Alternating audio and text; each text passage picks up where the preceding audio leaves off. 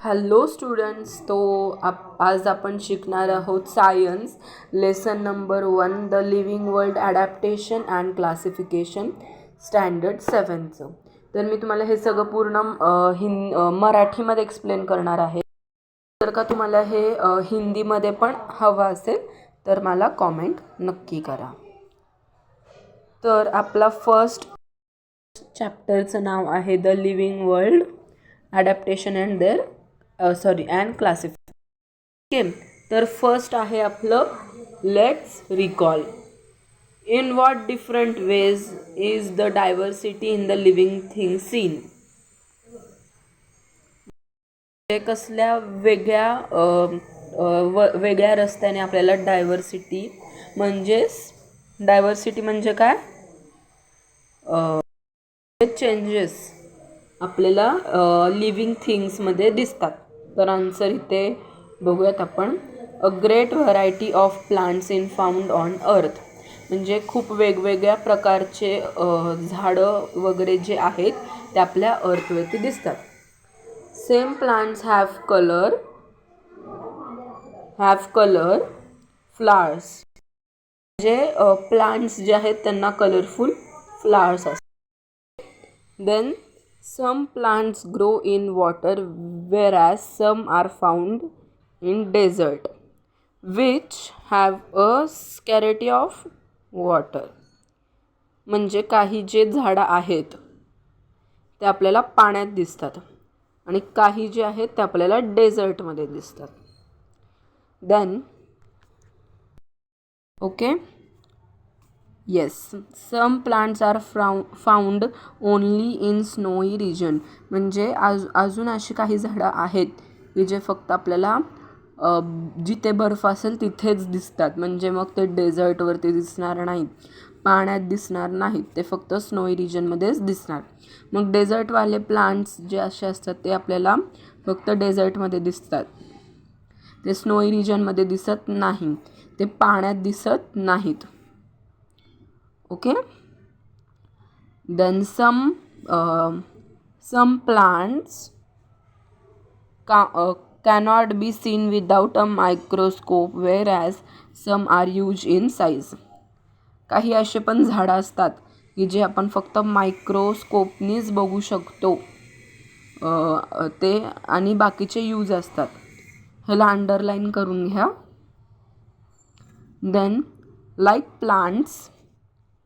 like plants animals to show diversity. म्हणजे जसं झाडे पण डायव्हर्सिटी दाखवतात तसे ॲनिमल्स देखील डायव्हर्सिटी दाखवतात. ह्याला पण अंडरलाईन करून घ्या. Some are unicellular others multicellular. हे आहे युनिसेल्युलर आणि हे आहे multicellular. Some are vertebrates where some as invertebrates. This world is full of variety of animals. aquatic म्हणजे पाण्यातले, त्याच्यानंतर amphibian म्हणजे जमिनीवरचे, aerial म्हणजे हवेतले.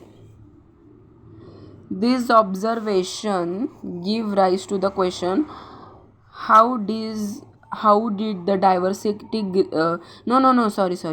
how did this great diversity come into being. Now let's see. Can you tell म्हणजे तुम्ही सांगू शकता का, are the plants and animals from Kashmir and Rajasthan of same types. म्हणजे जे ॲनिमल्स आहेत ते काश्मीरमधनं आणि राजस्थानमधनं हे दोन्ही सेम आहेत का, तर no. Can you elaborate on any differences between two. तुम्ही दोघांमधले डिफरन्सेस सांगू शकता. Yes. Coniferous tree like pine and deodar flourish in snowy region like Kashmir. Underline करा या लाईनना. कोनिफोरस म्हणजे असे झाड जसे की पाईन, देवदार, ते आपल्याला फक्त स्नोई रिजनमध्ये सापडतात जसं की Kashmir. However in the desert of Rajasthan plants like cactus and acacia म्हणजे बाभूल म्हणजे ॲकेशियाला आपण बाभूल पण म्हणतो, की जे हे 2 झाडं आहेत ॲकेशिया आणि कॅक्टस, ते आपल्याला फक्त राजस्थानसारख्या डेझर्टमध्येच मिळतात. Then the camel a desert animal is not found in Kashmir. म्हणजे कॅमल असा ॲनिमल जो आहे तो आपल्याला डेझर्टमध्येच दिसतो, तर तो काश्मीरमध्ये दिसणार नाही. What is the reason for this differences. हे जर रिझन काय आहे, म्हणजे हे का असं होतं, ॲडॅप्टेशन. तर हा होल जो पॅरेग्राफ आहे तो खूप इम्पॉर्टंट आहे. एक्झामला जायच्या आधी तुम्ही लर्नच करून जावा. Then gradual changes occur in body parts and also in behavior of organism which help us them to adjust to their surrounding. Such changes called adaptation. म्हणजे असे चेंजेस जे हळूहळू होतात आपल्या, ते शरीरात होतात आणि आपल्या बिहेवियरमध्ये पण होतात, आणि ते आपल्याला शिकवतात की आपण या सराउंडिंगमध्ये ॲडजस्ट करू शकतो. They take place over a long period of time. Then we can see adaptation in plants. Observe and complete the chart. Include other plants from your own region too. तर हे तुम्ही सॉल्व करा. Okay, हे तुम्ही मनाने solve करा. जर का तुम्हाला हा पूर्ण समजला असेल, हे 2, तरच तुम्ही हा सॉल्व करू शकता. इथे मी ऑलमोस्ट सगळे आन्सर्स दिलेत. सो लोटसचं मी लिहिलं आहे डेझर्ट, त्याच्यानंतर मी लिहिलं आहे, म्हणजे तुम्ही सॉल्व करा, म्हणजे हे तुमचं ओनमध्ये तुम्ही हे सॉल्व करा. Then adaptation in aquatic plants. Visit a various water bodies such as a river, brook, pond, lake in your surrounding. What differences did you observe between terrestrial and aquatic plants.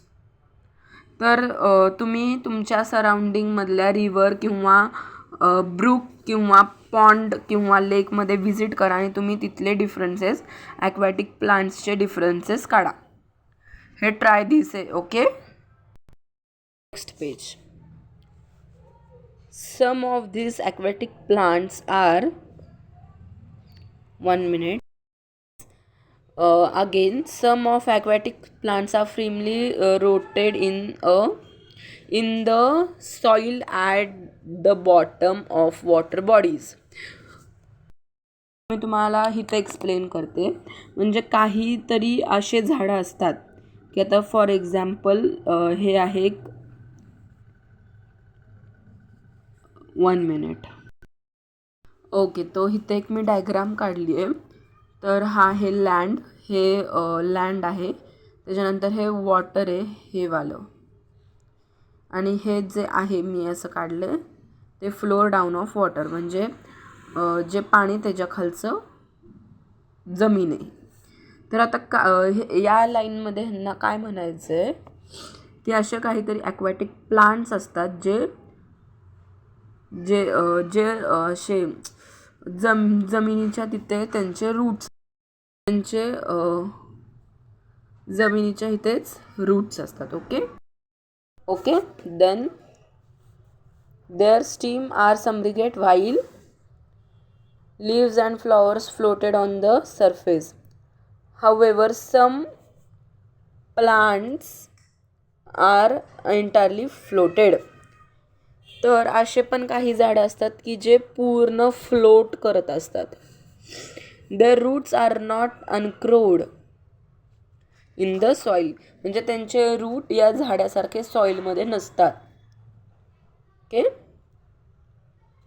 Yes.